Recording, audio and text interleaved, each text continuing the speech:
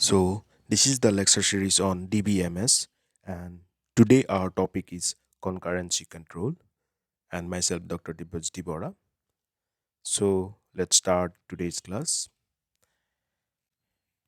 What is concurrency actually?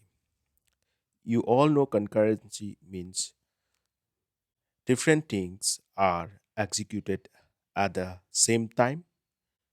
Okay, but now as this concurrency is concerned to our DBMS, so obviously we are talking about different transaction, means multiple transaction.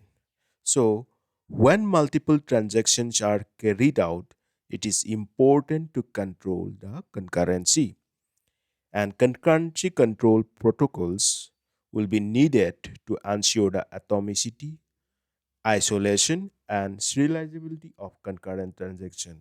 And I hope you all know what is atomicity, what is isolation, and what is serializability of the concurrent transaction, because I have illustrated each of these terms in details in my beginning lectures. Okay, so previous lectures about acid properties, you might recall it, acid properties. Don't forget to go through it if you have not already, because these terms, believe me, very important for you. So what are concurrency control protocols? So concurrency control protocols are those protocols, mean those rules which will ensure atomicity, isolation, and serializability. Okay, now in this case, means in our specifically concurrency control protocols of DBMS, we are going to divide them into two broad categories. First one is log based protocols, and second is time stamp based protocols. So coming to the first one, that is log based protocols. You know log. Why we use log? Because to what? We don't want others to means interfere in our some personal things. So that's why we lock it. We have a key. With that key, we can unlock it, isn't it? With that key, we can lock it, and with that key, we can unlock it. So obviously, these protocols will be going to relate the same circumference in case of multiple transaction management. So database systems equipped with log-based protocols use a mechanism by which any transaction cannot read or write data until it acquires an appropriate log on it. Means transaction, you got it, a piece of means you can understand some sequence of instructions, okay, or some small tasks of a large task. It it cannot be performed until that means system is going to acquire on log on that. Means to say that before starting some operations, and operations are read, write, or execute, and in this case we are talking about suppose read and write, you cannot, means that transaction cannot perform that. Either first it has to do what? It has to acquire log on it. When it acquires log, then only it can perform read or write. Now do remember that logs are of two types. First one is binary logs.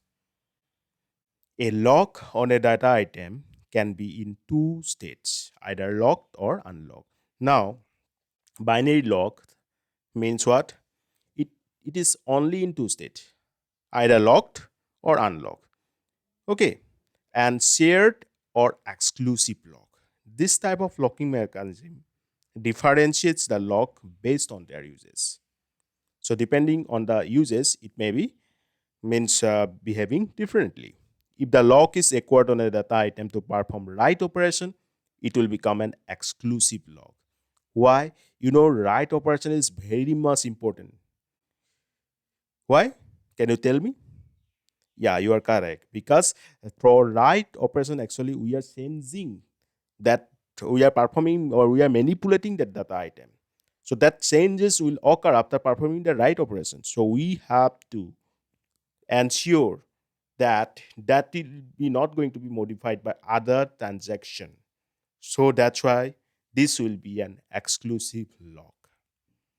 Okay, because write operation will be allowed only for one transaction at a time. So that's why this is an exclusive lock. And allowing more than one transaction to write on the same data item would lead the database into an inconsistent state. I told you through an example. Please recall the example of ATM machines, your account, credit and debit state. I explained it in details in my lecture about to explain consistency state. So if more than one transaction tries to write on the same data item, what will happen? It will result an inconsistent state. We will get different output from the same particular data item. Okay, what we actually don't want, what actually the BMS is not going to allow. So write lock means write operations will be performed only through an exclusive lock. But we can allow many transactions to read the item at the same time, isn't it? Because mere reading is not going to change the data item. So that's why read logs are shared because no data value is being changed. Clear?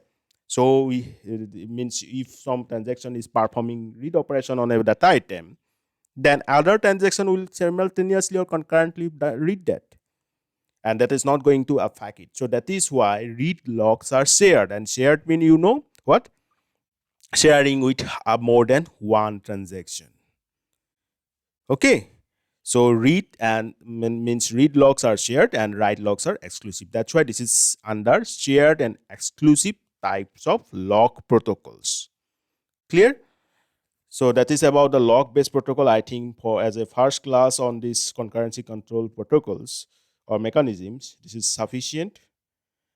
I have explained about what is means concurrency in our database transaction and why it is needed to control the concurrency during multiple transaction execution.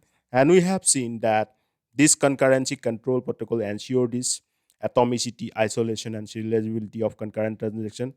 And we have also seen that there are two categories of these protocols, log base and timestamp. Even in the log base, we have seen that this is of two types. One is binary logs. It may be either in lock state or unlock state. A data log on a data item may be either in locked or unlocked state. Again, shared or exclusive log. Here we have seen that if it is write operation on a data item, then it should acquire what? Exclusive log. And if it is read operation, it may share it. So read logs are shared. So guys, that's all for today. Just don't forget to tell me if anything you find difficult.